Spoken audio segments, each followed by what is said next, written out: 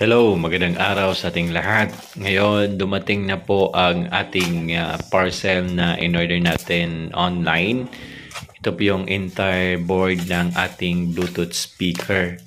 Kasi ang nangyari, yung ating Bluetooth speaker ay nasira yung kanyang board at mahirap na po siya i-repair dahil wala po tayong mga parts at medyo masilan po ang kanyang mga pyesa. So, ang ginawa natin, bumili na lang po tayo ng entire set nito. So, parang magka-same naman sila kahit iba yung switches. Pero, gagawan natin ng paraan yan. Okay? So, ito yung nabili nating board sa halagang 1,050. 12 volts po ito. And, ang sira pong nito ay yung kanyang IC. So, ngayon, ginawa ko ay ilagay ko na yung sa power supply ng battery, yung kanyang speaker, yung kanyang lead lights. Dinire ko na lang sa switch, sa on switch ng entire po ng Bluetooth speaker. So, bali isang switch na lang ang ginamit natin. At paglagay natin sa kanyang hole ay parang di nagkasya ang ating board. So, ang ginawa natin, kailangan natin tabasan sa gilid para magkasya siya. And, ang nangyari pala dito is yung kanyang nasira na board ay mayroong dalawang speaker output.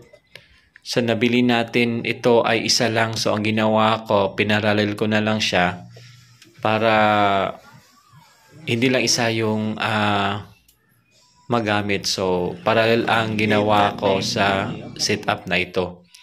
Medyo okay naman. Na-try ko na. And then, ginawan ko ng paraan kung anong pwedeng gawin dito kasi medyo mataas siya. So, kinatin ko na lang medyo sa gilid para magkasya talaga siya at para mas malinis tingnan kaysa naman lagariin ko to dito sa baba. Medyo marami ng gagawin natin, no? At wala tayong materials or device na kayang maglagari dito sa part dito sa ibaba na to. So, ang ginawa ko, kinating na lang natin yung panel ng ating amplifier board na 12 volts para magkasya siya. So, nag-trial and error tayo dito kung okay ba. So, hindi pa rin nagkasya ito. Kaya, pangatlong beses ko to kinating yung sa kanyang gilid. So, hindi talaga ito yung original na amplifier board niya, yung Bluetooth niya nito. Bale, hinanapan ko lang siya ng medyo kapareho ng kanyang board at medyo same lang yung kanyang mukha. Pero di talaga same, no? Halata naman. Pero wala tayong magawa kasi di natin ma-repair ito.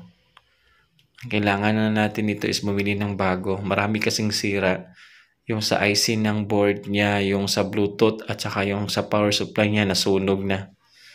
So, wala tayong choice para magamit natin. Binilhan na lang natin ng isang buong board na lang at saka sinet up na lang natin kung ano yung mga wirings na kailangan iset. Ayan, kumasya na siya.